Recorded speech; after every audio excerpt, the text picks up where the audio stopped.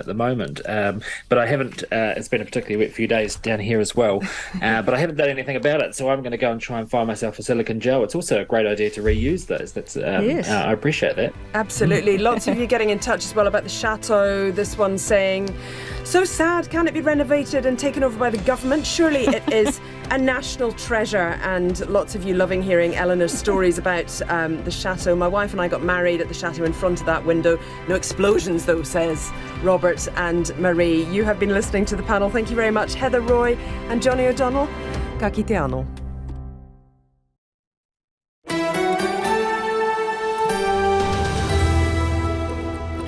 Kei te whakarongo mai koe ki te reo irirangi o Aotearoa. This is Checkpoint on RNZ National. I'm Lisa Owen. E haere nei, Northland and Auckland are now under a state of emergency.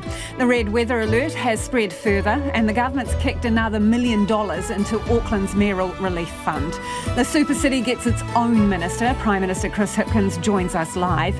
Businesses are mopping up, but it could be rinse and repeat. Residents with teetering hillside homes are in for a nervous night, and the city's rough sleepers are hunkering down. We'll also go live to the Coromandel in Northland. Met Service joins us in the studio, and we've got an expert insurance lawyer with some tips you will not want to miss. Don't forget, you can watch us live on the RNZ website, Facebook and Freeview Channel 50.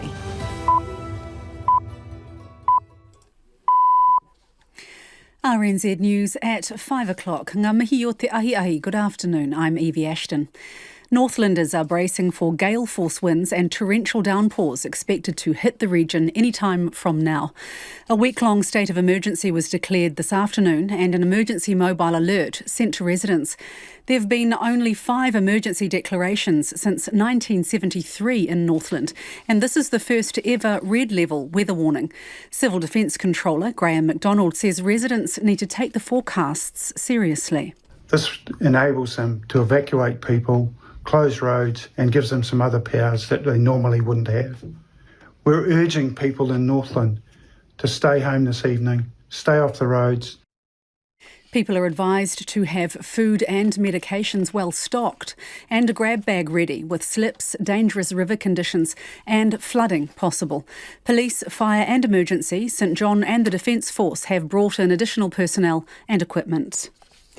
Emergency chiefs are pleading with Aucklanders to heed the latest weather warnings there as more heavy rain bears down on the region.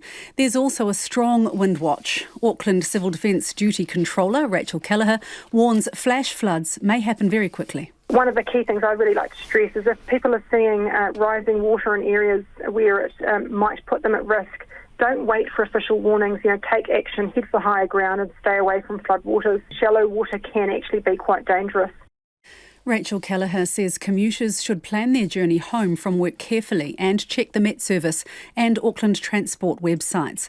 Auckland's 3 civil defence centres will remain open overnight and 3 more are being set up in Wellsford, Warkworth and Kumeu. Auckland's Mayor Wayne Brown is promising better communication than Friday for tonight as the fresh band of rain sweeps towards the already sodden city.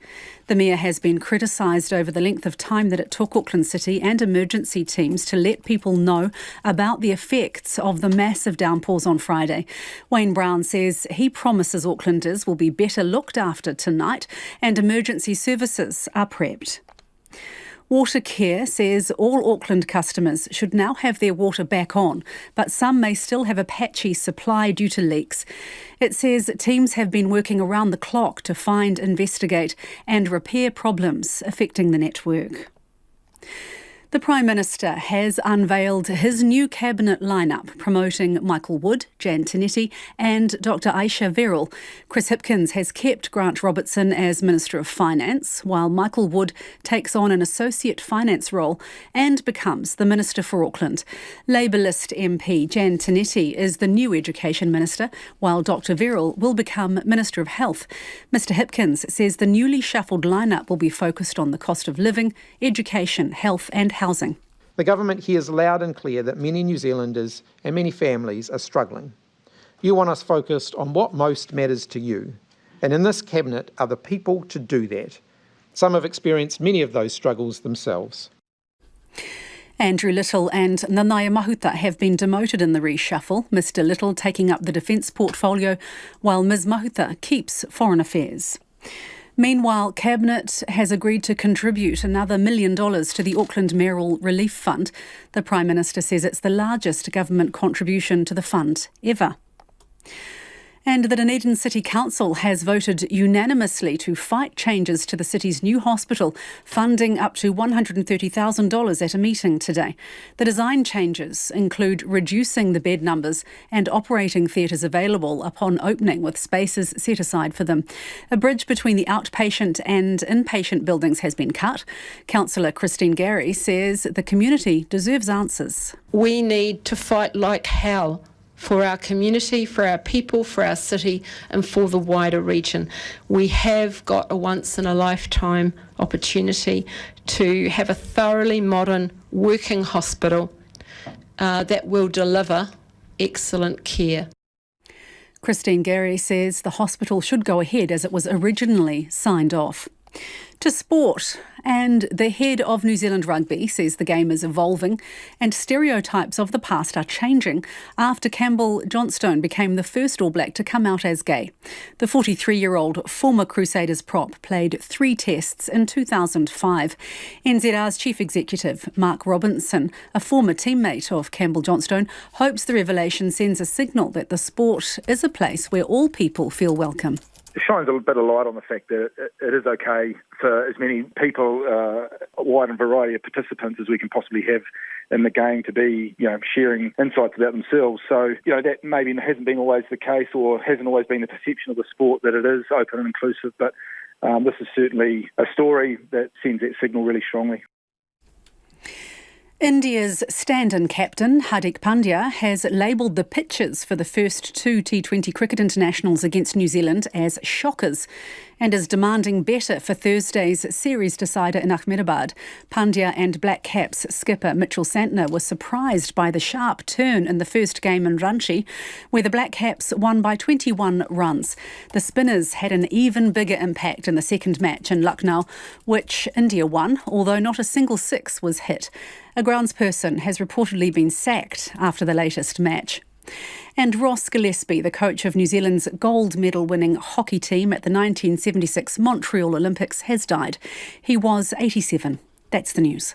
An election race levelled out. This will give them a bit of a shock, definitely, and it'll put their caucus on notice in terms of Labor being back in the fight. The first openly gay All Black hailed. It promotes, particularly te rangatahi and those that are in the queer community, that it is okay to come out, it is okay to participate in sport. And mistakes acknowledged. That was an email snafu, which is sod's law, isn't it, when you're trying to communicate something at short notice. The rain's coming down, floods are happening. What's to learn? You stay on the job, don't you? Yeah. Look, as I say, that was an error. Coming clean. Morning report, weekdays from 6 on RNZ National. And we're on air, online and available through the RNZ app on your mobile phone. You're with Lisa Owen next on Checkpoint right now. The short forecast from Met Service to midnight Wednesday. Northland, Auckland and Coromandel. Heavy rain spreading south with possible thunderstorms easing tomorrow morning or afternoon. Strong northeasterlies, gale gusting 100 kilometres an hour in exposed parts of Northland and Auckland until early tomorrow. From Waikato to Taranaki, including Bay of Plenty and the Central High Country, also for Gisborne. Mostly cloudy with scattered showers today. Periods of rain tomorrow, heavy at times, with possible thunderstorms about Taranaki from the evening. Whanganui to Wellington, also Hawke's Bay and Wairarapa. Often cloudy with isolated showers. Scattered rain tomorrow. The outlook for Nelson, mostly cloudy with isolated showers today. Periods of rain tomorrow, heavy at times with possible thunderstorms from the evening. Bulla, Westland and Fiordland, also for Marlborough and Canterbury. Partly cloudy clear with isolated showers today. Rain spreading south at times tomorrow. Otago and Southland, scattered showers, mainly afternoon and evening, some heavy and possibly thundery, and for the Chatham Islands, fine and cloudy periods. The time is 8 minutes past 5. I will have headlines and traffic news for you at 5:20. Ngā mihi Evie, tēnā koutou katoa, no mai haere mai ki Checkpoint e tēnei rā, ko Lisa Owen tēnei. As we go to air tonight, Northland's joined Auckland in a state of emergency. A red alert weather warning has been extended to Tauranga and Rotorua, and there are heavy rain warnings for the Bay of Plenty and Coromandel. Road closures are in place across the North Island. In the last half hour, there's been a major slip in the Karangahake Gorge, and State Highway 2 is closed in both directions between Paeroa and Waihi. Motorists are urged to delay travel or expect lengthy detours. The government has pledged $1 million to the Auckland Mayoral Relief Fund. More than 200 buildings have been red-stickered as uninhabitable. Now, water's been restored to about 3,000 West Auckland homes, but Titirangi residents are being warned that supply will be patchy. And the Super City is getting its own minister. The Prime Minister will join us shortly. The Met Service is in studio a little later and will cross live to the Coromandel. But first, the Far North Mayor, Moko Tapania, joins us now from the Incident Management Centre in Kaikohe. Tēnā koe, Moko, what can you tell us is happening up there? Kia ora, Lisa. Thanks for having me on the show tonight. Yeah, we're very much monitoring the situation. We've got our Emergency Operations Centre up and running here in Kaikohe just to get all of that data, everything we need to know from off the ground so that we can act on it and respond accordingly. We have had rain pretty much consistently since yesterday through to today, and we do have some heavier showers forecast, which will coincide with the high tide. So for our coastal communities, we are on alert for that situation. I mean, we are not a region who is unfamiliar with storms that come through, and we definitely, we are a little bit more resilient, I think, in spaces like this. But it's about making sure our communities are prepared, are going to keep safe, and that we'll make it through this storm event. Moko, what time is high tide? And also, have you had any evacuations so far? And what about power and water? Yeah, high tide is forecast. So the one that I'm really looking at is State Highway 10 in Whangaroa County, Kaioi Township, which is the detour route for State Highway 1 Mangamuka, which has been closed since the storm last August. That high tide is looking around about 7 p.m. tonight, so we'll be watching that one very closely for that community. We had some proactive evacuations of Kaumatu and Kuia from the Whirinaki Valley in South Hokianga last night. A very large tree came down into their awa, which was the concern was that it would exacerbate flooding conditions throughout that valley. So the local civil defence community response group activated, set up evacuation centres at the Rawene Town Hall and Pākānai Marae, and evacuated Kaumatu Kuia. High tide was about 4 a.m. this morning, so there was concern that should they need to move quickly, they wanted to make sure that those of us who are most vulnerable were already safe. We were very blessed that actually the flooding didn't eventuate this morning, but we'll have to keep an eye out on this afternoon's high tide again as well for that community. We're also having a few evacuations of some rest care facilities in Kaitaia, in our most northern town, just next to the river, and we want to make sure that, like I said again, those who are most vulnerable in our communities are safe should anything eventuate, and we need to get people out of there. Ngā mihi mō te wā to take care this evening. Thank you for joining us. That is Moko Te Pania, the Far North Mayor there. Now, Aucklanders have been sent another warning. More bad weather is on the horizon. An emergency alert was sent to phones this afternoon with official advice to stay off the roads. Titirangi in West Auckland is one of the hardest hit suburbs from Friday's deluge. Slips have left houses teetering on hillsides and roads with huge cracks are cordoned off, with some residents still without power and water. Our reporter Louise Tanuth and cameraman Samuel Rillstone have this report. The whole house started shaking as it was being hit by the landslide on the way past, because there were like 6 or 8 big tall trees up there, and it was like an avalanche. with the trees surfing on top of the clay. This Woodbay Road resident describes the huge slip that his three-storey home is perched on. Their home has been yellow stickered after tree trunks collided with their house, with one tree smashing through a window into an upstairs bedroom and through the roof. The walls and floors have also been badly damaged. We won't get things back to normal till 6 or 8 months, I don't think. These cogs turn slowly, especially through insurance. Tonight he's staying with friends nearby, but with the road cordoned off, he's been cut off from support. I'm blind and I depend on my wife for transport, but her car's in this garage. We've been told we can't get the car down the driveway at the moment because there's too much clay, it'll get bogged down and we'll never get it out. He's had to walk to get access to the water tanker in the village and will walk to his accommodation tonight. Volunteer firefighters in Titirangi told RNZ they've evacuated about 30 to 40 households due to slips since Friday night. Those slips have left many households in jeopardy. Many are unsure whether they can return home. This is just one of the many major slips down Otitori Road in Titirangi, where locals say they've been warning the authorities about the dangers of the road for years. This major slip behind me has sent a carport and a car down the bank. Local resident Kate Simpson says Otitori Bay Road has been an issue for years. But we've certainly had our concerns, that's for sure. Certain cracks coming up, footpaths, sort of deepening, I guess, from the roadside. It's certainly not looking like it's a great spot to live in right now. It's really sad to see this. And obviously just, being able to come in and out of our road so access is also a problem. Many residents are without power and water. Watercare is warning the Titirangi community to be prepared for supply issues to continue over the next few days, with more damage due to slips and heavy rain to come. In the meantime, there's a water pump station available for residents. We've been out water since Friday and there's no sign of it. Don't know what's going on.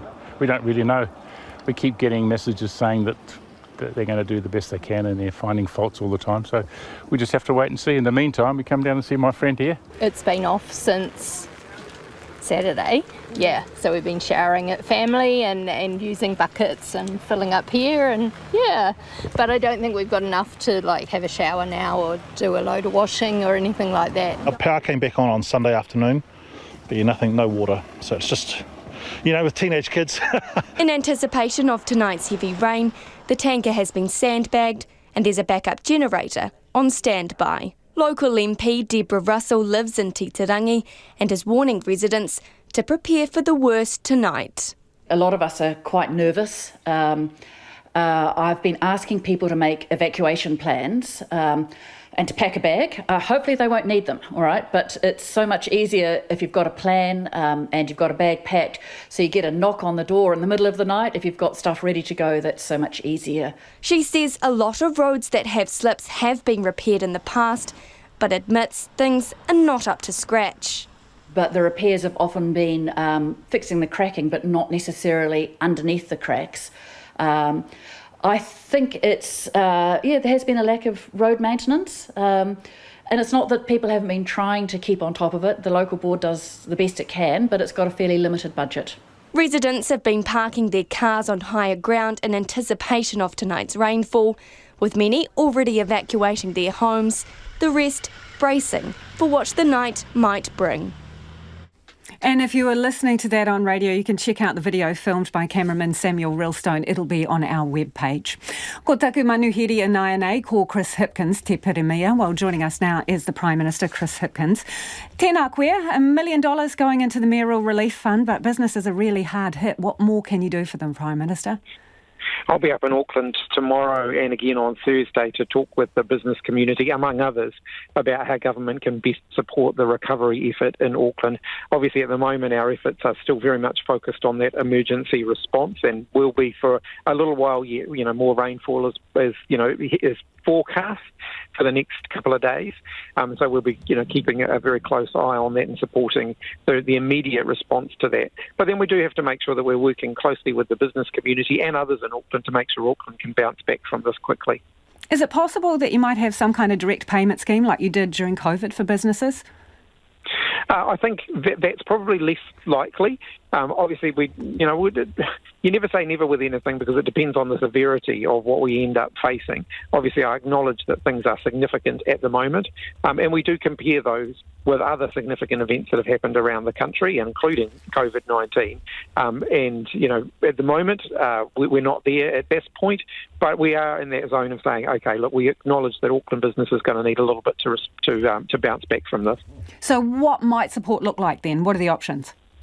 I don't want to rule things in or out until I've had a chance to talk with them about what might actually be most useful. And we'll work with the local, representatives of business as well in shaping up the response. A huge number of people seem to be uninsured, Prime Minister. Is the government going to offer any kind of relief? I mean, there is a precedent for this, Christchurch earthquake. Look, this is going to be one of the most difficult issues that we work through as we deal with the flood. I know the previous government really wrestled with it in Christchurch as well. We'll work through that carefully, and I'm not going to, indicate what's in or out at this point. But I do want to just I think it is important that people do need to have insurance, and it is important that people do get insurance. Understand that, but following the Christchurch earthquake, payments were made to uninsured people. Will you give active consideration to that? Look, as I've said, I think it's a bit early to be having those conversations at this point. We're just getting through the emergency response. Lots of people are out of their home. Landlords need to do repairs too, even kind order. Where is the long-term accommodation going to come from for these people? There is an 0800 number for people to call. I don't have it right in front of me, but it's certainly available. There's an 0800 number for people to call who need accommodation, and I'd encourage them to do that. They can set them up with short-term accommodation, and then of course we'll be looking to make sure we rehome people in long-term accommodation as quickly as we can. MSD number you're referring to there, is it? There are two. There's one that deals with housing and one that deals with welfare support. Sorry, I just didn't bring that up. No, that's okay. We'll put a link to it on our website. That's fine. Yeah. Have we got the workforce to cope with this rebuild? Do we need to bring in people from other regions and potentially from overseas, which is what the business community is saying? Look, again, a bit early to be talking about that at the moment. Everyone's kind of head down focused on just getting through the next immediate response. The government stands ready and willing to have all of those conversations at the appropriate moment about what we can do to support Auckland to rebuild, to get back on its feet as quickly as possible. We're almost out of time, Prime Minister, but Michael Wood, the new Minister for Auckland, right? So what's his primary role? Smoothing the way with Wayne Brown in business? Look, I think we've got some big challenges ahead of us in Auckland, and that was, clearly that's been brought into sharp focus by what's happened over the last 3 or 4 days. But we have some challenges ahead of us in Auckland to really get Auckland pumping again. Auckland can be an economic powerhouse for New Zealand. So Michael Wood, in his role, will be very much focused on convening and on coordinating and on making sure that all of the parts of government who are committed to making Auckland really pump for New Zealand are actually doing the right things and are doing it in a way that's going to really deliver the maximum benefit. Thank you for joining us this evening. That is Te Piramia Chris Hipkins there. It is 21 minutes after 5. Kia mau tonu mai. Do stay with us. You're listening to Checkpoint on RNZ National. Homai o whakaaro, we would love your feedback on anything you've heard on the programme this evening. Are you uninsured? Do you think the government needs to step in? There is a precedent for this. They did so in part after the Christchurch earthquake. Also, we would love to hear from you if you're in the Coromandel or far north. What are conditions like where you are? Text us on 2101. You can tweet us at Checkpoint RNZ. The email address, checkpoint@rnz.co.nz. Standing very by with the headlines is Evie. Ko Evie anō tēnei. Kia ora, Lisa. Northlanders are being urged to take emergency weather forecasts seriously as gale force winds and torrential downpours arrive. Northlands joined Auckland in a week-long state of emergency. A red alert weather warning has been extended to Tauranga and Rotorua. Besides the Bay of Plenty, Coromandel also has a heavy rain warning. Police have condemned people stealing during Auckland's flood emergency.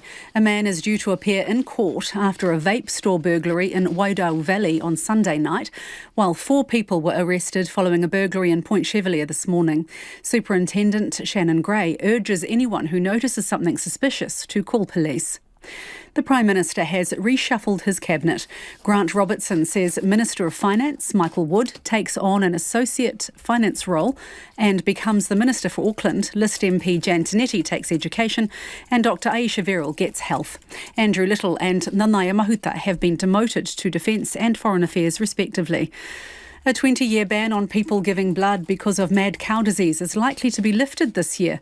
New Zealand is set to follow in the steps of Australia and the US that each lifted the ban last year.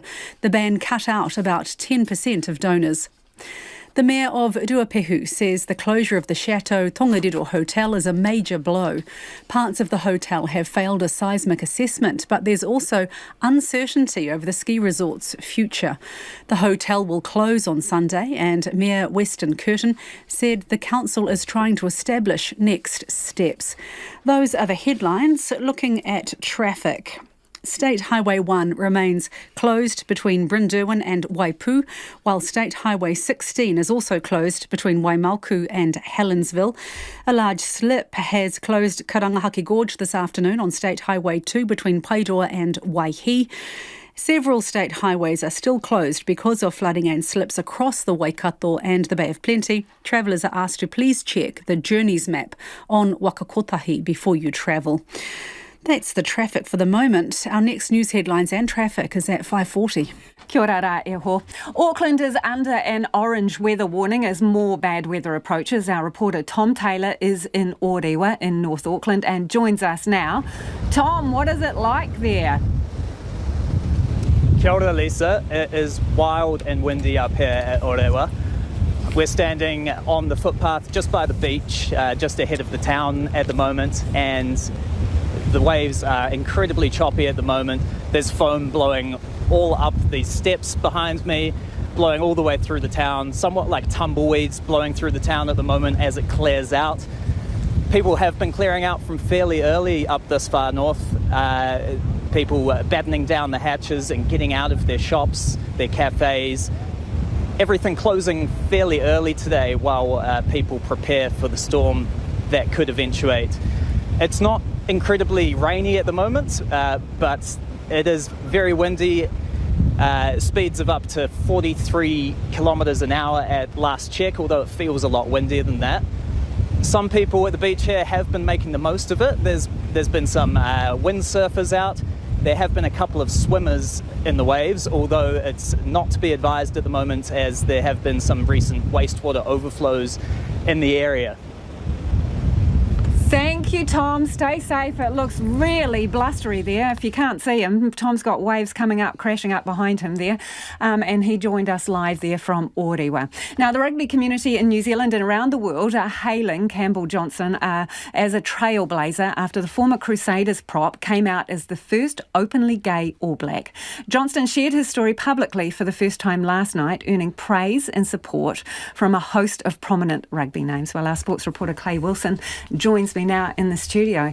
This is a real milestone, isn't it, for national sport? We're talking about a team that played its first game in 1884 and has had 1,200 players exactly. So for the first player out of 1,200 to come out as openly gay, and obviously it's a national sport in this country, it's a big moment, and it hasn't just been widely covered here in New Zealand.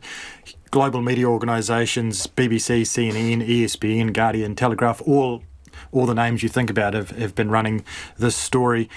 Obviously, other sports and teams over the past decade or so have broken this barrier and have had players come out as gay. And you even think about some of our leading female sports teams, the likes of the Black Ferns, the White Ferns, the Football Ferns, have a number of openly gay players for a while now. But the question has hovered, when is the first openly gay All Black going to come out? So that moment has arrived. Obviously still work to be done, but it is an important moment. Removes some of that stigma, opens the door maybe for others. Let's see what happens, but you hope it makes rugby a more comfortable place for all people in the rainbow community. And some big names have come out as well in support. Yeah, so current All Black halfbacks Aaron Smith and Brad Weber. People might remember Brad Weber when the Israel Folau saga was going on, was quite vocal about what he thought in that situation. Ruby Tui, she said she's never been more proud of an All Blacks. So coming from someone like her who's been an advocate in this area. Sir Graham Henry, former All Blacks coach, and also New Zealand Rugby CEO Mark Robinson, who I spoke to today, and he's a former teammate actually of Campbell Johnston, played with him back in his Crusaders and All Blacks days. He said hugely significant. And here's what he had to say about what it means about the attitudes and stereotypes of the past in New Zealand rugby.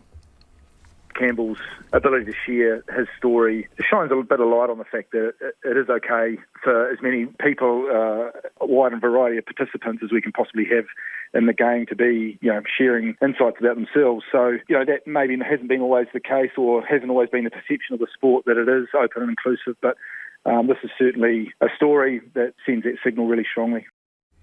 Obviously still steps to be taken, work to be done, and Mark Robinson did acknowledge that to me, but I think most people agree this is a pretty important milestone along the way, given the esteem that the All Blacks carry in this country. Thanks, Clay. Clay Wilson there. Coromandel tourism businesses are caught in a perfect storm after battling COVID disruptions. So far, this summer's been a bit of a washout too, and now one of the peninsula's main tourism highways is out of action indefinitely. Part of State Highway 25A has slipped away entirely, and Waka Kotahi can't say when it will reopen. And just an hour ago, a slip has completely blocked State Highway 2 at the Karangahake Gorge, another key road to Coromandel. The road 25A on the eastern side of the peninsula provides access to hotspots like Whangamata, Pawanui, Tairua, Hahe and Whitianga. Cherie Webster owns the Hot Water Beach Top 10 Holiday Park, and she joins us now. Kia ora. Kia ora, Lisa. How are you? I'm well, thanks, but it's a bit of a rough ride for you guys. How big a deal is this road being out indefinitely, 25A?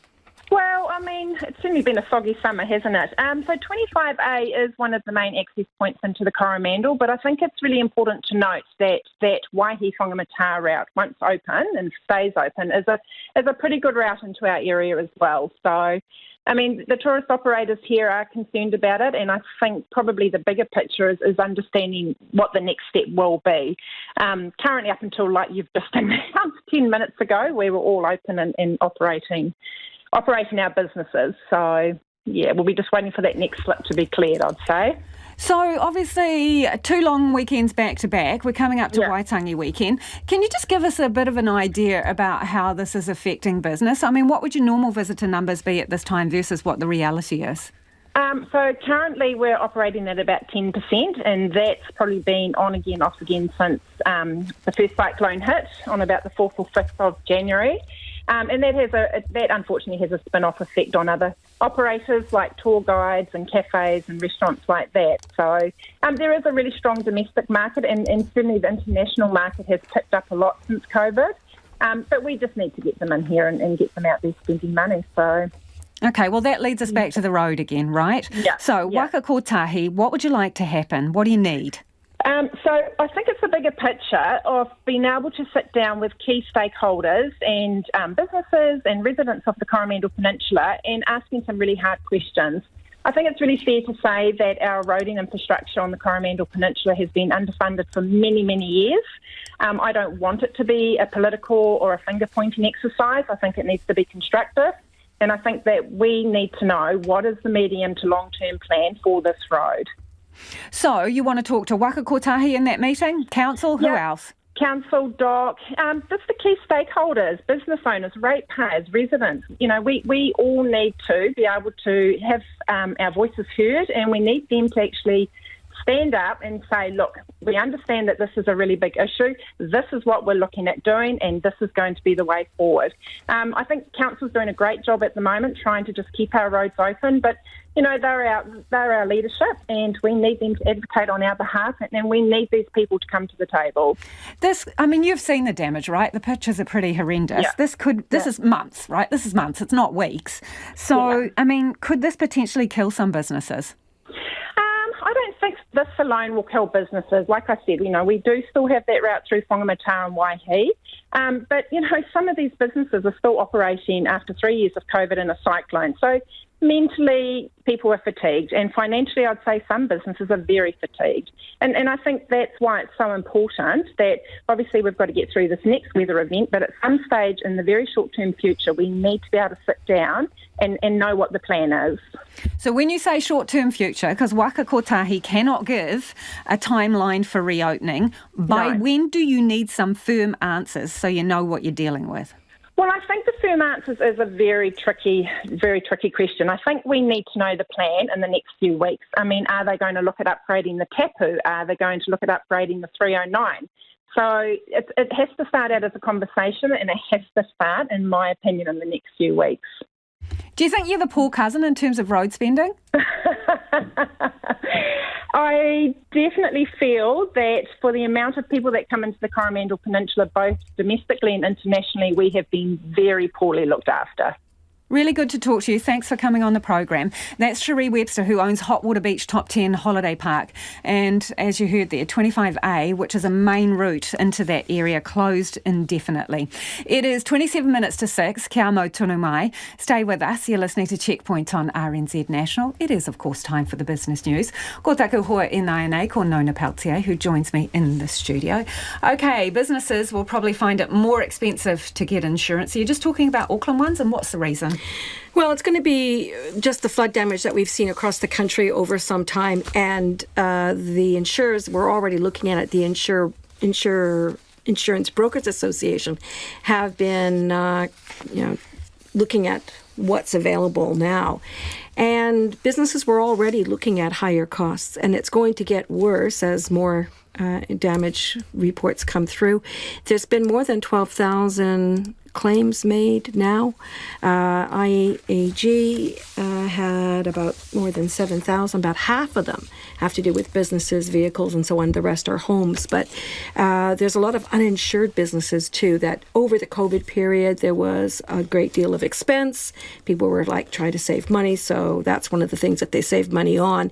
So there's going to be a lot of people out of pocket. That's going to affect a number of businesses, particularly those that have secured their business against their home. That's quite common. You see a lot of businesses will raise money against their mortgages and so on. Difficult times ahead for businesses, for sure, and it's going to cost. Surprised by so many people we've had texting in saying they don't have insurance, and I wonder if that's the broader conversation that's going to come out of this about the expense and whether the prices are fair. Let's move on to fintech firm Henry. It's raised $35 million in its latest capital raise. Yeah, so that's tell us a bit about them and what are they doing with money? Well, they've come up with a software program that's really designed for sole traders. It really feeds into that gig economy, people who do freelance work, that kind of thing, tradies, that sort of one ban kind of businesses. It saves them a lot of time and potentially money, so they don't have to waste so much time doing accounting. So it's a very smart program. They say that they've had no problems raising that $35 million. All up in the last 5 years, they've raised a total of 60. They're going to, I guess about a year ago, they had about 35 staff. By the end of last year, it was 85. They're expecting to build that up to 150 this year ended 2023. They're going to grow their business. They say there's great demand for it. And they've had no trouble recruiting staff either. So good for Henry. And what do the market numbers tell us today? It was a weird market. It was quite little change. The NZX Top 50 index, it was hardly down like 1 or 2 points, but then it finished down 0.5%, just near the close there. A 66-point drop to 11,968. The New Zealand dollar is also a little bit weaker today, which is interesting. It fell in line with some of the bigger ones, the Australian dollar, the Canadian dollar, and I think also the Singaporean one. Interesting, that was on the back of some weakness in the US dollar, but it looked like there was some selling because the New Zealand dollar, believe it or not, appreciated more than 3.5% this month. So it started the year around 62.25 cents, like that, and finished up today at 64.5. So that's pretty good. The Australian dollar, 91.7 and 52.3 British pence. Thank you, Nona. Ka kite, Nona Peltier there with Business News. We were, speaking of insurance, we're going to have an expert, a lawyer, after 6 with some tips for your claims and what have you. So keep listening, and if you've got any questions, text us on 2101 or tweet us at Checkpoint RNZ. Also interested in the prices you are paying. On Auckland's North Shore, businesses are still dealing with the aftermath of severe flooding that hit the region on Friday. With more bad weather on the way, hard-hit shop owners are still in clean-up mode, hoping the next round of bad weather doesn't hit as hard as the last. Our reporter Tom Taylor and cameraman Nick Monroe have more. Mountains of car parts thrown in the skip. It's all Aaron Curtis and his team at Parkmaster can do after water surged through the Glenfield store on Friday night, contaminating disc brake rotors, batteries and pumps with sewage. We could have lost easy $100,000 worth of stock. Like it's kind of gutting, you know. Although it's a high price to pay, Mr. Curtis says his staff will always take priority over stock, as was the case on Friday when the culvert running down Wairau Road overflowed. It only took about 15 minutes for this culvert to come right up, and I had to get the staff out the door for possibility of getting electrocuted, of course. Before looking ahead to the prospect of more heavy rain tonight, the team's focus for the last few days has simply been clearing the mess Friday's storm left behind. But this afternoon, that attention turned to defences for the night ahead. We're going to have to go and purchase a whole bunch of sandbags to stick in front of the door to stop the water coming in, but whether or not that works, that's a different story. Across the road at pharmaceutical packaging company PharmaPack, everyone from trainees to the CEO chipped in to prepare the warehouse for more severe weather. Francisco De Coito, a technician, was among a team clearing debris from a car park, gutters and gardens for a digger driver to scoop up and haul away in a truck. This guy just clearing up all the debris that we've picked up from the fence line. All we've done here is just pick it up bare hands with some gloves for safety, chuck it onto the ground so he can clean it up for us.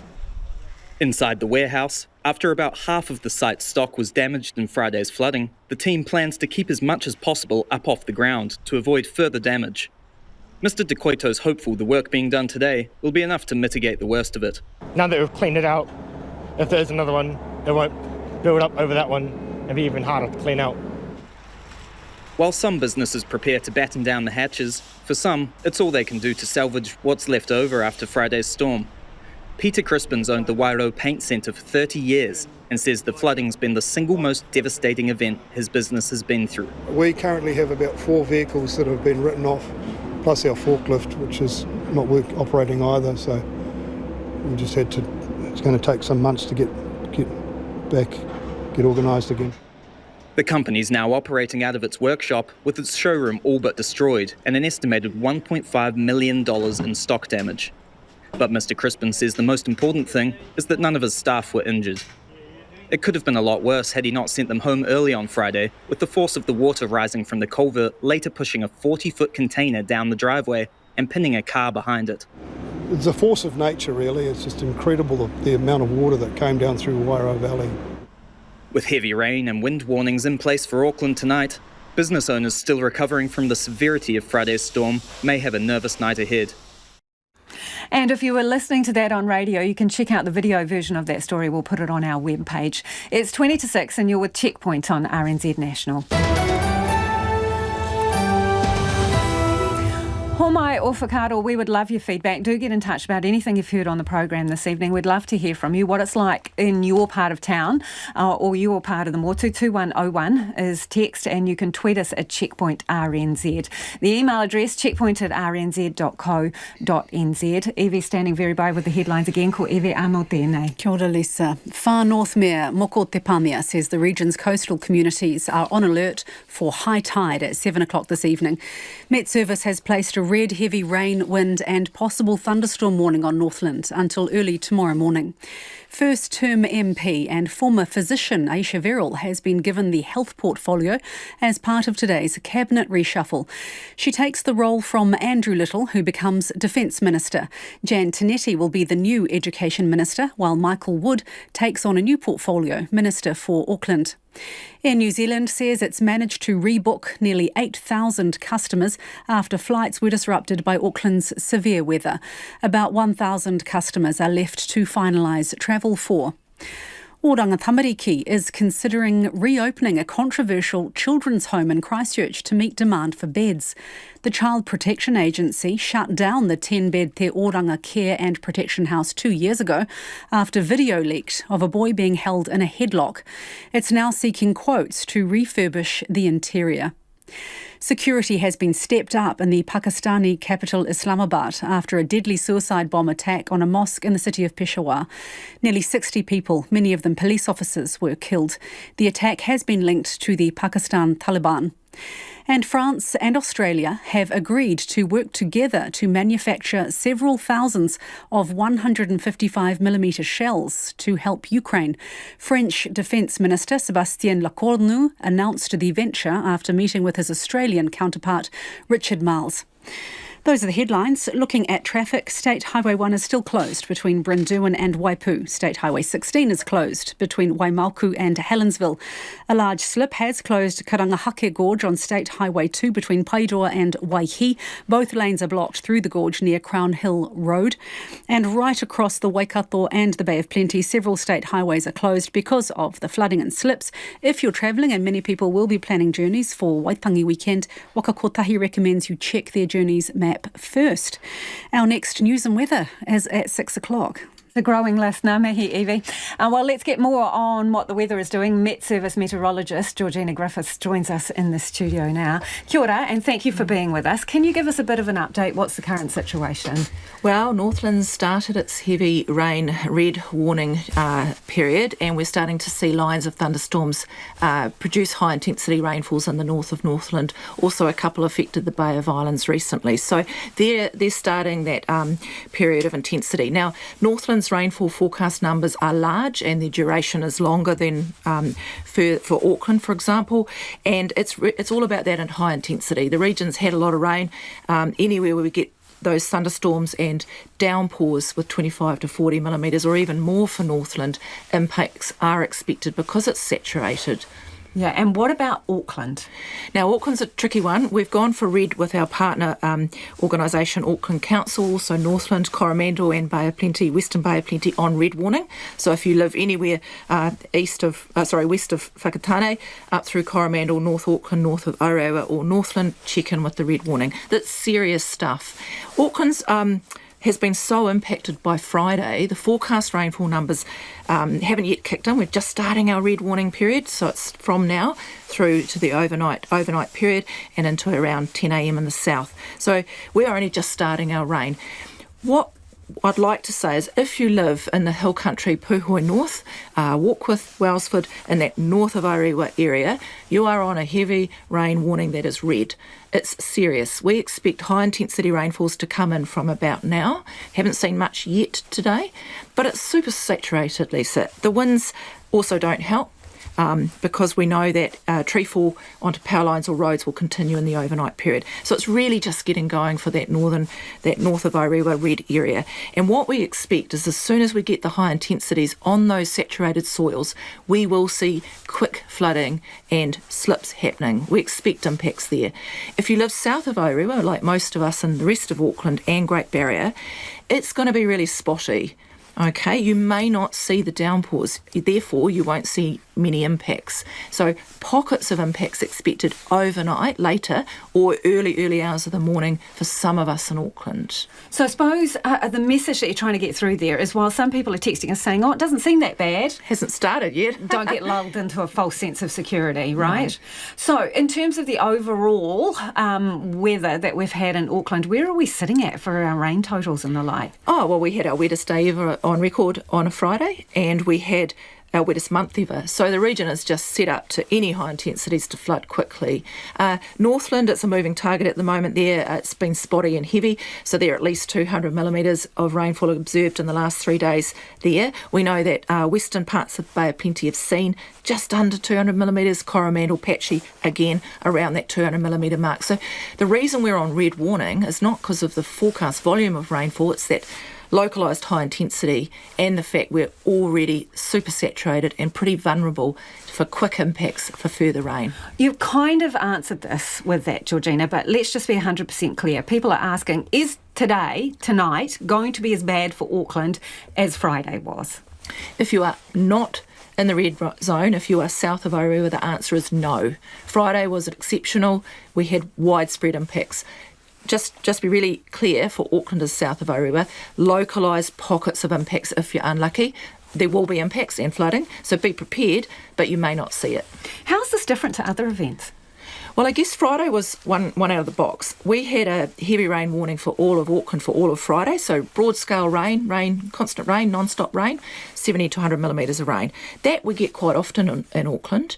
We also had a severe thunderstorm watch in force for those downpours, 25 to 40 millimetres. We see that sometimes in Auckland. What was really different about Friday is that everyone got between 40 and 80 millimetres in an hour. That was exceptional thunderstorm line. We don't get that every day. Wasn't record-breaking from a 1 hour point of view, but it was very close. So the combination of broad-scale rain followed by near-record rainfall in 1 hour across all of Auckland, the widespreadness of those downpours, I've not seen that in my forecasting career. So, long weekend on the horizon, and people are trying to clean up at the moment, but they're bracing for another round, right? When is there going to be some respite? And is it just going to be a patch of respite and then more, or what? We're nearly out of the woods, Auckland, so hang in there. Let's just get through till tomorrow morning. We have a drier Saturday, Sunday, okay? Sunday night might go a little bit showery, quite showery, but we've got a bit of a reprieve Saturday, Sunday. We also see a drier week kicking in from Tuesday next week. So we have some precip Sunday night and into Monday that we have to deal with. It does not, to my eye, at the present time, look severe or potentially impactful. But yeah, 2 days of dry in the weekend, more or less, and from Tuesday next week gives us a chance to clean up. Let's hope. Georgina Griffiths from Met Service, thank you so much for coming into the studio. It is 12 minutes away from 6. Kia mau tonu mai. Do stay with us. You're listening to Checkpoint on RNZ National.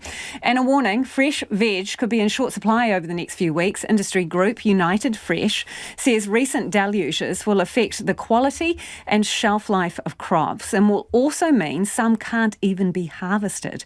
Spokesperson Anne-Marie Arts is on the line. Tēnā koe, Anne-Marie. What crops are we talking about here? The main crops will be vegetables.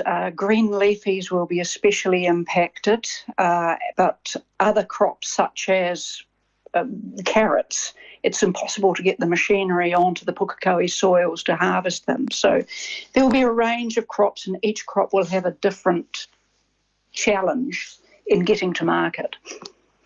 What is the situation with contamination? Because some people will be wondering why various greens can't be harvested, even though visually they might seem okay. Basically, it's flood damage or flooding contamination. If floodwaters have come across a paddock, we don't know where that water has come from and what it's carrying. And that's the major risk from a microbial contamination viewpoint. Is there anything you can do to make sure so you don't kind of turn crops into waste that are okay? Do you do tests or how does it work? There's been a lot of risk assessment going on. Growers have flood mitigation plans and flood management plans. If a crop is flooded, it may be bypassed because it really is just not safe enough. Otherwise, if it is kind of okay or there's a feeling that it's okay, it may be put on hold, harvested, quarantined, and then microbial tested to double check that it is truly safe to eat. And crops that are deemed unsafe, what actually happens to them? Do they just rot on the ground? They would probably be ploughed under or disposed of accordingly. Ideally going back into the ground for renewal for the next crop coming up. Anne-Marie, at this stage, do you have any idea of the level of waste you're looking at? No. There is a lot of work going on to assess the volume of waste and the scale and the breadth of it, because it's not just pukekohe we're talking about. I've been talking with berry growers around the North Island who are also impacted in some way, shape or form. Other crops such as some indoor tomato crops have been affected. So it is really widespread and very devastating for growers, of course. So people listening will want to know, what does this mean for price and how quickly are those supplies going to be turned around? Lots of fresh produce gets shifted around the country to address, short-term supply issues. This is a big one because, of course, Auckland is the biggest market. So that is going to have a massive impact. I think as consumers, we need to be a little bit patient if the product looks a bit rougher than perhaps we're used to. And yes, there will be supply issues, and I would pick that it's probably going to be in the green leafy vegetables in the short term. Appreciate your time. That is Anne-Marie Arts, who's from United Fresh. Just a warning there, your greens could be in short supply over the next few weeks because of that severe flooding. It's been a quiet start to the week for central Auckland businesses, with people encouraged to stay at home because of slips and flooding. With schools closed and people told to work from home, the centre of the city is something of a ghost town. Somya Bamidipati reports. These were Mayor Wayne Brown's instructions to the city yesterday. Stay home if you can, or as close to home as possible. Secondly, stay safe, including when driving or anything else. Stay away from areas which might slip, and do not go into flooded waters. But for many retail and hospitality staff, having people coming into their town is their lifeblood. Marco Pecan manages La Petite Fourchette in Britomart. Outside, the odd passerby sidesteps a burst manhole that's bubbling over. Inside, the usually packed cafe sits empty. Since Saturday, it's really a disaster. We have, I don't know, something like less 70%. Here, usually, on a Monday or Tuesday, it's full, always. I stopped by Ima Cuisine, a restaurant just off Queen Street. Owner Yael Shohat says she's closing shop early tonight because it's so quiet and in case the rain gets worse. Especially if things are already on the edge and a bit more rain is all it needs to tip it over. I don't think it's going to be like Set Friday. I think it's going to be just a very rainy night, but it's also really quiet. The Green Dolphin bookshop sits just off Karangahape Road, and Roy Ward says business is always slow when the weather is bad. But he says the severity of this storm will be a blow to business owners who are only just recovering from the effects of COVID lockdowns. It is unfortunate, and it's dispiriting, particularly for the people who are directly affected by it if you've been flooded, and that's on top of what you've been through with COVID. I mean, we're not in that position, but for the people who are, obviously that's distressing. One person who says business is booming, however, is this taxi driver. He says January is usually one of the quieter months, but demand has surged since Friday as cancelled events, flights, buses and trains leave people stranded. There is a bit risk for the life as well, like the flood and all that thing, and the family is always concerned. But as a business point of view, if you see, it's going good. So it's been busy? It's been, yeah. And while the silent streets have been bringing back unwanted memories of COVID lockdowns, business owners are hopeful the rain will go away soon. I don't know if it's normal with a lot of people out of their homes and some roads impossible. So I suppose that won't, get back to normal in a week. But yeah, if the majority of people can come back, that would be good. The city's businesses, along with the rest of Auckland, hoping the wild weather is done with the city of sales. Somya Bamidipati reporting there. New Zealand rugby legends have come out in support of the first openly gay All Black. Former prop Campbell Johnston, who wore the black jersey in 2005, came out publicly on TVNZ last night. Lauren Crimp reports. If I open up that door and kind of magically make that closet disappear, then we're going to help a lot of people. Campbell Johnston is All Black number 1056 and the first openly gay one. He told TVNZ he's speaking out to help remove the stigma of homosexuality in rugby. Sir Graham Henry coached the All Blacks when Johnston was in the side and says he imagines there was some mental gymnastics for him. Campbell's obviously thought long and hard about this, and I'm just delighted that he's got the confidence to do that. And if there's other rugby players with the same sexual orientation, I'm sure they'll feel confident now to do the same thing as Campbell has done. So I think it set a good example. Former All Black Ian Jones simply says he is extremely proud. Courageous, really. And whilst I don't know Campbell, when I was listening to him speak and spoke beautifully, I was thinking, well, that's fantastic. And right behind him, absolutely fully backing his sexuality has nothing to do with his ability to play rugby or our sport or any sport for that matter. And veteran commentator and broadcaster Grant Nisbet says he applauds Mr Johnston. This is a trailblazing effort on the part of Campbell, and I think It'll give others perhaps a little more confidence to come out and just declare who they are. For the gay rugby community, Mr Johnston's announcement is a significant milestone, a movement towards changing deep-set ideas of what it is to be an All Black. Brad Christensen, president of Auckland-based Gay and Inclusive Falcons Rugby Club, says Mr Johnston's bravery helps show people that rugby is a sport for everyone. I guess the significance of the story is that it promotes, particularly to rangatahi and those that are in the queer community, that it is okay to come out, it is okay to participate in sport. While it's a significant milestone for the men's game, openly gay players is nothing new in the women's. But as rugby commentator Alice Soper says, that doesn't mean it's a welcoming environment. We know from the Black Ferns review last year, one of the things they identified amongst that review was that they didn't know how to support their rainbow athletes in that high performance space. So there's still a lot of work that needs to be done by rugby, but by sports in general, to understand how to support our queer athletes. Alice Soper has a message for Campbell Johnston. Big love to him, and the cheeky thing that I say is all the best front rowers are queer, because I am too. So I'm like, yeah, the front row. Black Fern star Ruby Tui said on Instagram, "I've never been more proud of an All Black ever." Current All Blacks halfback Aaron Smith said he showed bravery and mana. And his teammate Brad Webber said it was a hugely influential moment for so many young people, rugby players especially, who might be questioning their sexuality.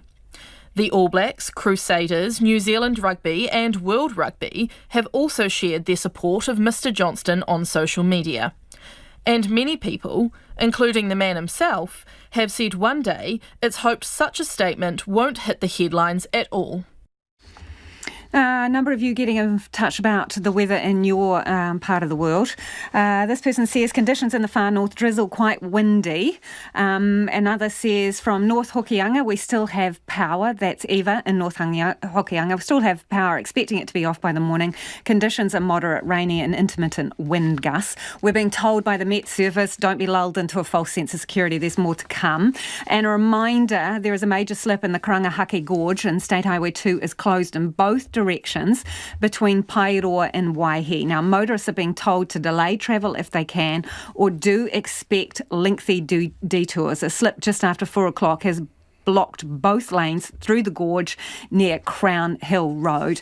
After 6, we're going to be talking to a legal expert on insurance claims who will have some tips to how to manage things if you are filling out the paperwork for damage in Auckland.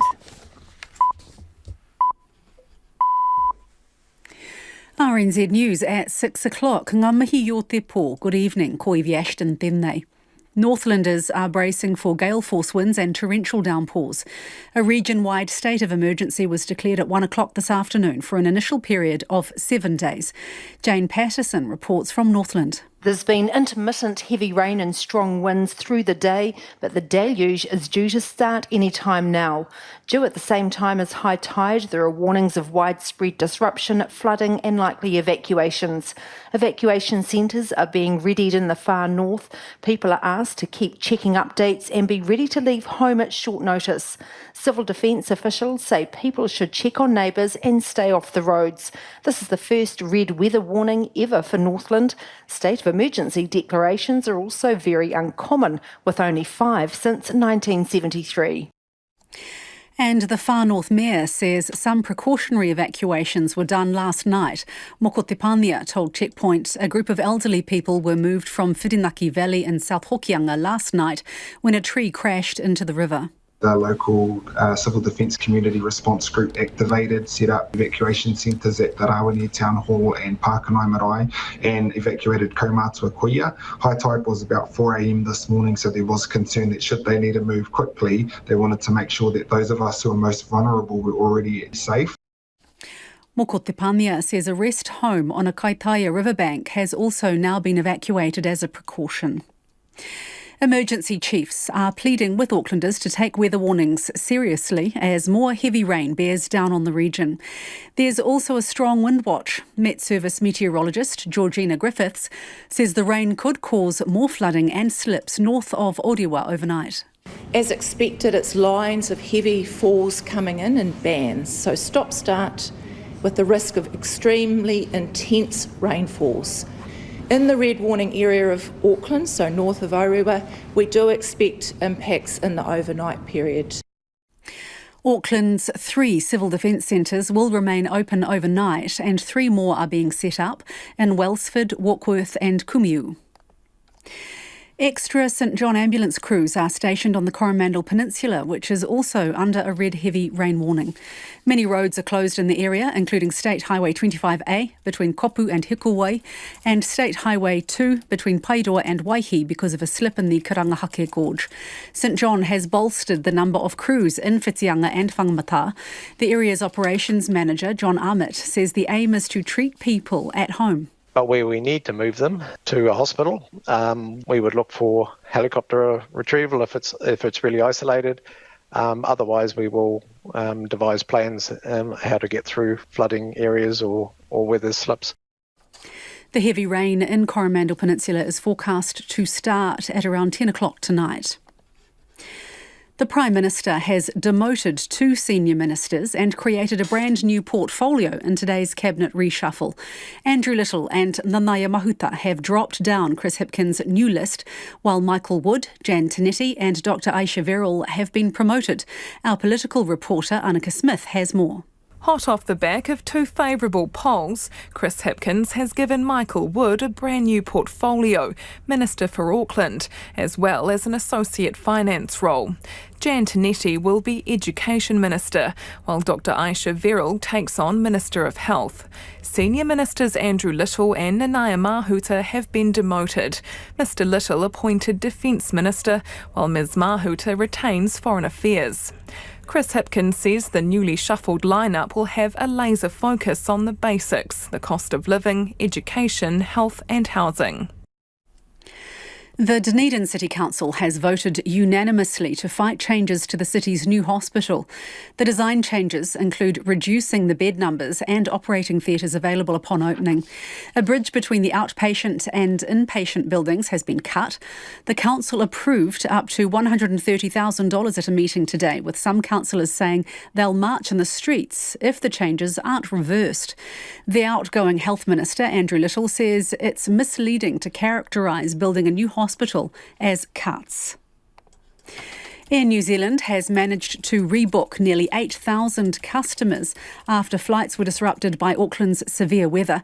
Its Chief Sales Officer, Leanne Geraghty, says there are just over 1,000 customers left to finalise travel for. The airline reshuffled the international call centre team to bolster the rebooking process. Leanne Geraghty says the next phase will be to get customers on earlier flights where the delay is longer than they'd like. Extra seats have been added to services between New Zealand and Singapore, Fiji and Los Angeles this evening and Niue on Thursday. And Air New Zealand says it's working hard to rebook passengers whose flights were cancelled or delayed in or out of Wellington today. Earlier, a thick layer of fog covered the airport's runway, grounding several flights. That's the news. It's really disappointing to see. Tonight on Nights on the Sampler, it includes a new album from Nashville veterans Lamb Chop. Dysphagia is the inability to swallow. Parents share their experiences of feeding a child with swallowing problems. We'll speak to an Australian runner who wants to make a world record of 150 marathons in 150 days. And of course, we'll keep you up to speed on the unfolding weather situation in the north. That's all on Nights with Karen Hay after the news at 7. And we're funded through New Zealand On Air. You're back with Elisa Owen next on Checkpoint. Right now, the short forecast from Met Service to midnight Wednesday. Northland, Auckland and Coromandel. Heavy rain spreading south with possible thunderstorms, easing tomorrow morning or afternoon. Strong northeasterlies, gale force gusting to 100 kilometres in exposed parts of Northland and Auckland until early tomorrow. From Waikato to Taranaki, including the Bay of Plenty and the Central High Country, also for Gisborne. Mostly cloudy, scattered showers today. Periods of rain tomorrow, heavy at times with possible thunderstorms about Taranaki from the evening. From Whanganui to Wellington, also Hawke's Bay and Wairarapa, often cloudy with isolated showers, scattered rain tomorrow. For Nelson, mostly cloudy with isolated showers today, periods of rain tomorrow, heavy at times, with possible thunderstorms from the evening. Bulla, Westland and Fiordland, also Marlborough and Canterbury, partly cloudy with isolated showers today, rain spreading south at times tomorrow. For Otago and Southland, scattered showers, mainly in the afternoon and evening, some heavy and possibly thundery, and for Kohu, the Chatham Islands, fine and cloudy periods. It's 7 minutes past 6. I'll have news headlines for you at 6:30. Thank you, Evie. No mai hoki mai. This is Checkpoint. Ko Lisa Owen tēnei. Right now, thousands of you are deep in flood insurance claims. Well, insurance lawyer Peter Woods has worked on property claims for earthquake damage in Christchurch and Canterbury and Marlborough, and has also been an independent special advisor to the government. And Peter joins us now. Kia ora, Peter. Can you hear me okay, Peter? Oh, let's see if we can get Peter back. We're hoping to be able to talk to him about insurance tips and claims, because he worked on a number of claims in the Canterbury area. Have we got Peter on the line there, or should we come back to him? Can you hear me, Peter? Let's just see if we can get him back. I know I was asking you to send your questions in. Are you there, Peter? Yes, I'm here now. Oh, fantastic. Great to have you. Hey, for a start, people are eager to clean up, right? They might have stinky water in their basement, pulling up carpet and all the rest of it. What tips do you have about getting rid of damaged material and cleaning up? Well, I think it's fair enough. That's the natural reaction, isn't it? When there's been that sort of damage, you want to clean up and move on. But you've got an obligation to prove your loss, which means that you should be taking photos of the damage, photos of your contents. You should keep them, even though you're pulling them out. I hear the council saying leave them on the street or dump them for free, but the insurance company should have the opportunity to check the contents before you dispose of them. Now, that's not practical for car. Have we still got you there, Peter? You're saying it's not practical for the likes of carpets? They're having... We might have to try and get Peter back, I think. We'll try Peter on another line. In the meantime, let's move on to another story. As North Islanders prepare for more heavy rains, Auckland Mayor Wayne Brown says this time agencies are ready. We've got lots of agencies working around the clock to ensure that all the evacuation centres and emergency centres are ready in case they're needed tonight. And we've set up 3 more in the north area, one at Wellsford, one at Warkworth and another one at Huapai. Everyone has apprehension at the moment, and that's why I'm focusing most of all on making sure that we're ready and have a good emergency response. And for Auckland, north of Orewa, a red warning is now in place. For the rest of Auckland, including Great Barrier Island, an orange warning begins at 8 p.m. this evening, with heavy falls expected overnight.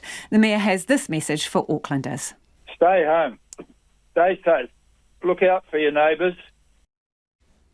And Mr Brown says an Auckland Emergency Relief Fund has been set up to help with finances for those suffering from last weekend's flooding.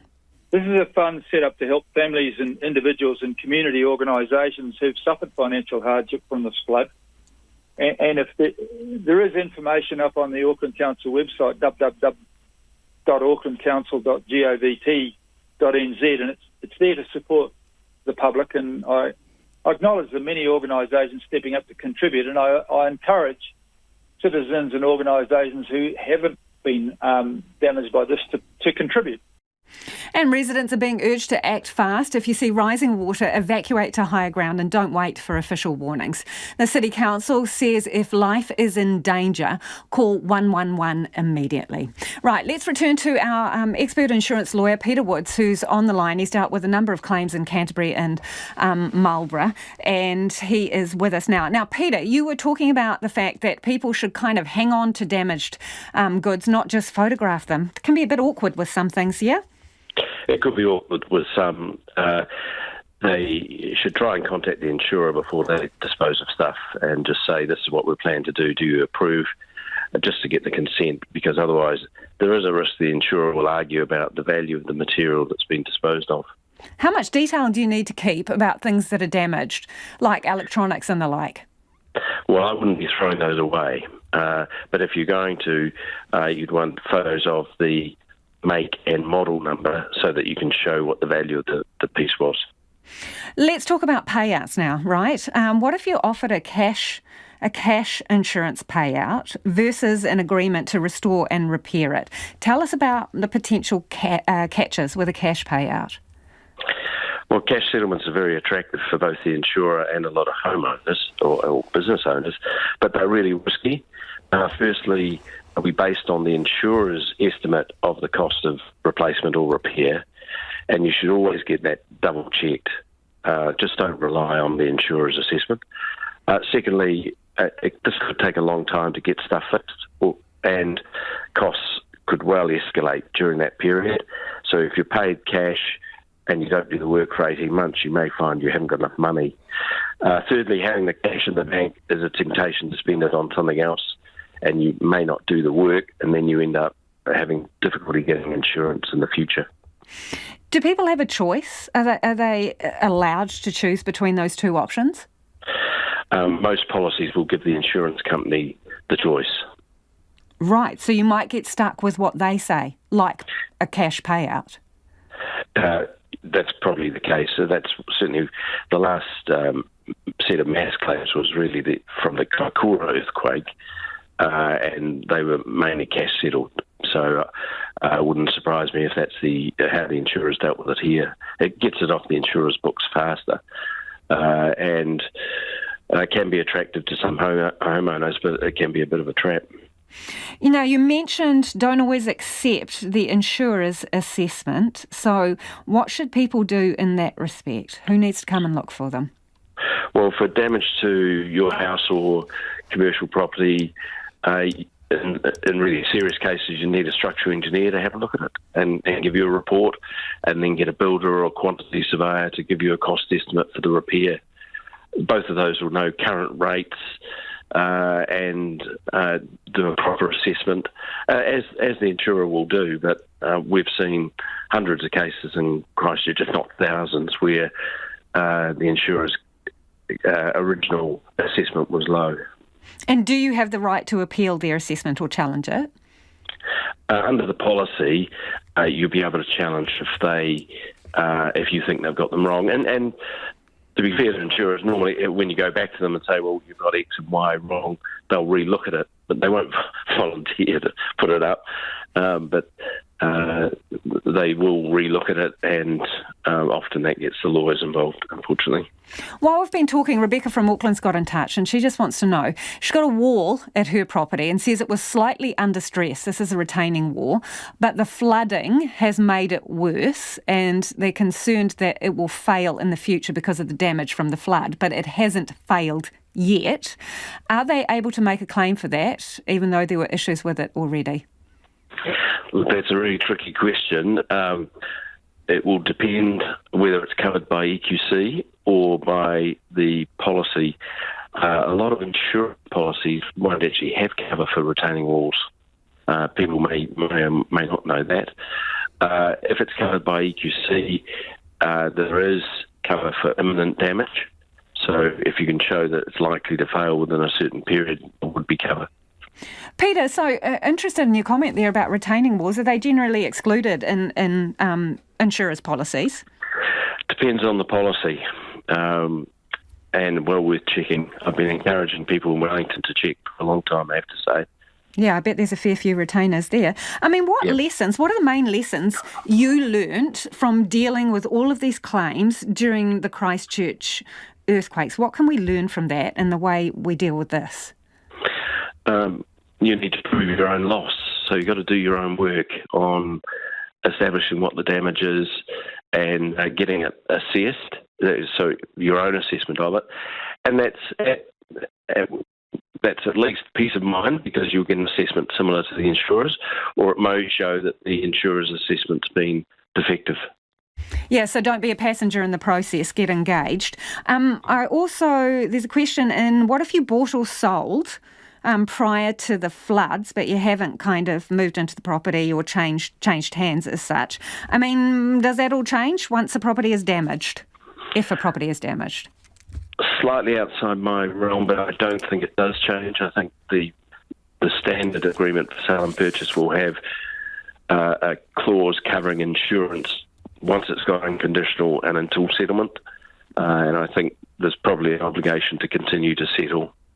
And what should people's expectations be about speed of assessment and payments? Oh, it's a slow process. There's thousands of claims, isn't there? It wouldn't surprise me if it's well over a year to get through them.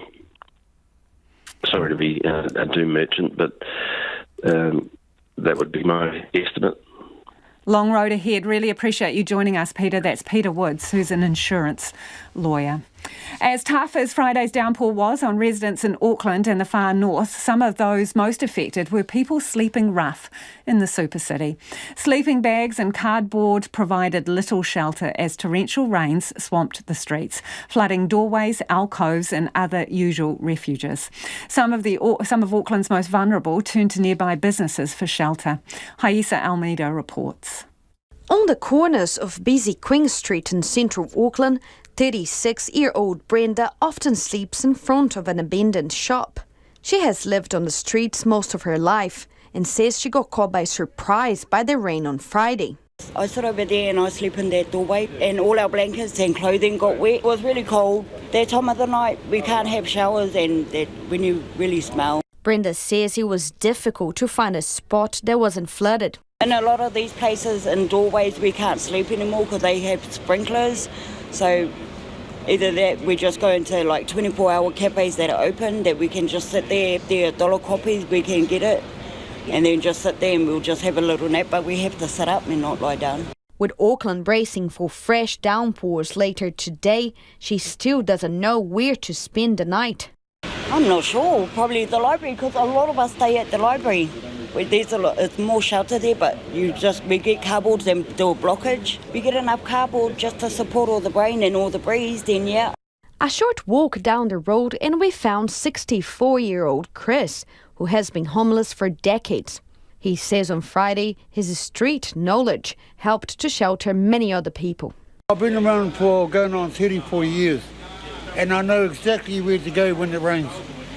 I know exactly how far the water comes in. It doesn't matter if it's the biggest rain in Auckland. I know exactly where the driest spot in town is. I know where the water comes and where the water can't come. Chris says he will face tonight's forecasted rain with some cardboard and a few blankets.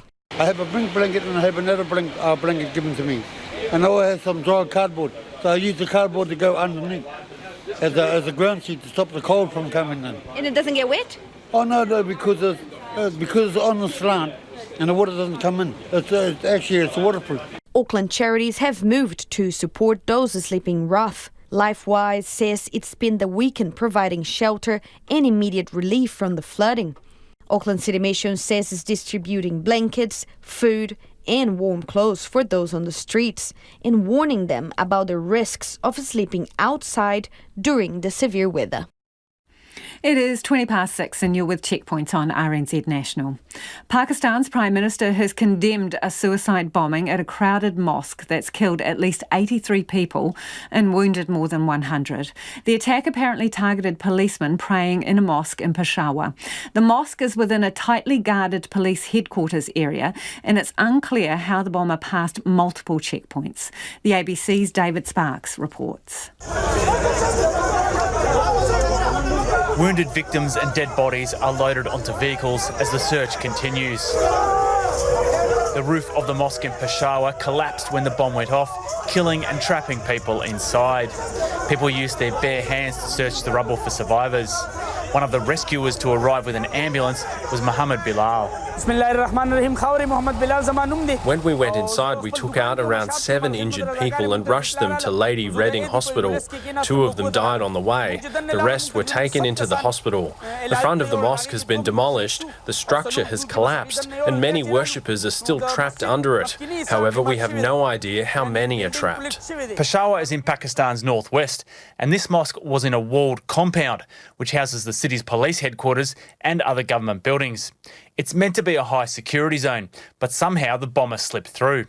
Pakistani journalist Shahzaib Wala says the attack raises questions about how he got in. What we know about this attack from the security officials and eyewitnesses is that the suicide bomber was able to get inside the mosque before the midday prayer was about to start, and he took position in the first few rows, and then he blew himself up when the prayer started. There have been speculations about it that maybe it was an inside job. There was the Interior Minister of Pakistan said in a TV show that maybe someone from inside could be involved in this attack. But for now, it's too early to say how this attack was carried out. A high-level investigation team has been set up. In the next few days, we'll know more about it. It's not clear who's behind this attack. A commander for the Pakistani Taliban claimed responsibility on Twitter, but another spokesman for the group says it wasn't responsible and it doesn't attack mosques.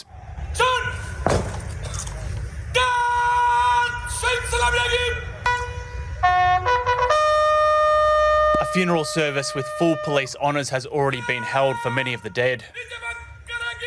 The Prime Minister, Shahbaz Sharif, has visited victims in hospital. In a tweet, he said, "The sheer scale of the human tragedy is unimaginable. This is no less than an attack on Pakistan." And he's promising stern action against those behind the bombing. Pakistan has seen a surge in militant attacks since November, when the Pakistani Taliban ended its ceasefire with government forces. Back home, Prime Minister Chris Hipkins has unveiled a shake-up of his cabinet lineup. The front bench remains largely unchanged, except with the addition of Michael Wood, Jan Tinetti, Willie Jackson, Kitty Allen and Aisha Verrill. Dr Verrill, who is a first-term MP and former infectious diseases doctor, has picked up health from Andrew Little. Despite the demotion, Mr Hipkins says he still has confidence in Mr Little. Look, the balance that I've been trying to strike here is to make sure that we're providing opportunities to bring some of the new talent forward onto the front bench. Now, naturally, that means that some people move back off the front bench. That does not mean in any way that I don't have full confidence in them. If I didn't have full confidence in them, they wouldn't still be in the cabinet. He is absolutely an integral member of our team, as are the other ministers whose rankings may have shifted. Nanaia Mahuta has been stripped of local government, which goes to Karen McAnulty. She keeps foreign affairs, and Mr Hipkins says he expects Ms Mahuta to travel more internationally this year. When she took on the portfolio in the first place, she wasn't able to travel, and so had other portfolio responsibilities in addition to that, whilst the border was closed. The border is now fully reopened, and so I am absolutely confident that she'll be out and about representing New Zealand internationally. Michael Wood becomes the Minister for Auckland. Mr Hipkins was asked if the new portfolio was an admission Labor has lost the support of Auckland. No, not at all, but it's an acknowledgement that we do need to get Auckland really pumping. You know, Auckland is a major economic powerhouse for New Zealand, and as I said in my introductory remarks, you know, everyone across New Zealand needs Auckland to thrive if we're going to thrive as a country. And so bringing some real ministerial leadership and focus to that, making sure that government is connected up in what we're doing in Auckland, I think will really help with that. Mr Hipkins says the new lineup will be focused on the basics like the cost of living, education, health and housing. Turning now to a puzzling topic for some, the Rubik's Cube isn't just a game but a competitive sport too. Hundreds of people have been in Glasgow for a competition racing against the clock and each other in speed time trials. Have a listen. I can usually solve the cube in under 6 seconds.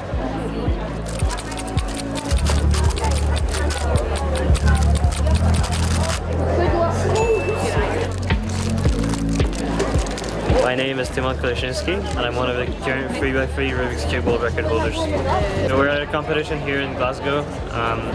There are 155 registered competitors, and they're all trying to compete and get their best results. The Rubik's Cube is very important to me because it's like I have my own distraction from whatever's happening. It's really just something that's really calming to me. I first started cubing like 2 years ago on Christmas Day, and my first solve was a couple hours later. Once I picked it up, I couldn't put it down.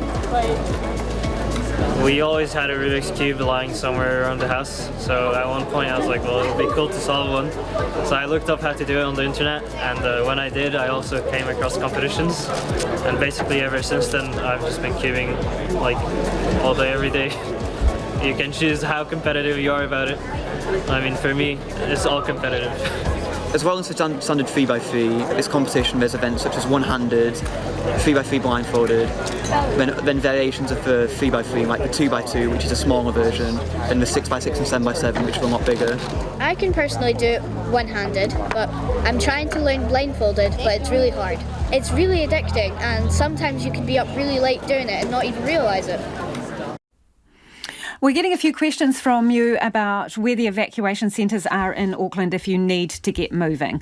So stand by for those addresses. The advice is if you need to evacuate, it's recommended that your first option is to stay with family or friends. If that is not possible, you can go to a civil defence centre. Here are the details coming. If you're in West, it's at St Leonard's Road School, 15 St Leonard's Road in Kelston. Those in the north should go to Massey University Albany campus on Albany Expressway State Highway 17.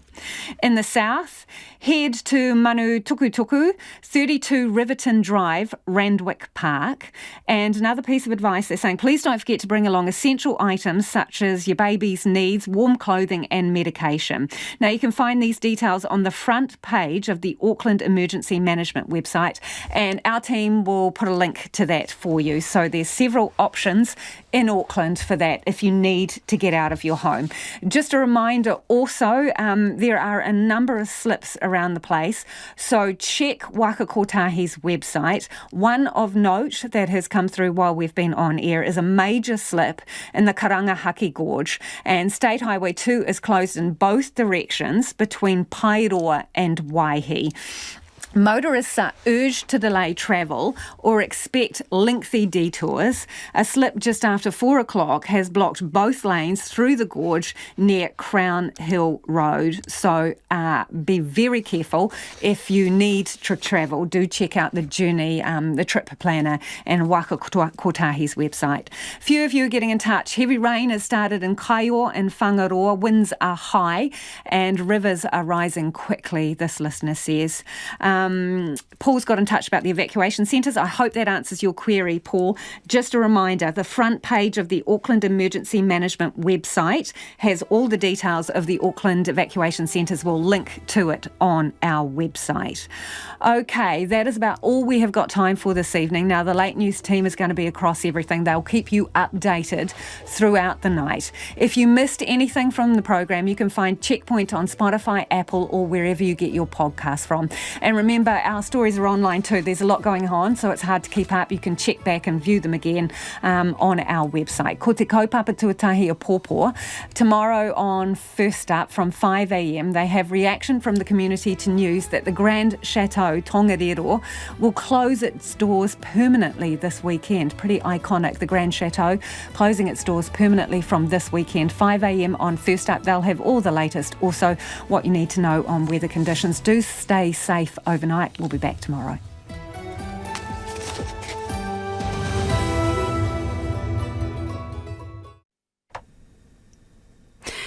RNZ News headlines at 6:30. Good evening, ngā mihi o te pō ko Evie Ashton tēnei. Met Service meteorologist Georgina Griffiths is warning of high-intensity rainfalls in areas north of Auckland City overnight. She told Checkpoint saturated soil meant the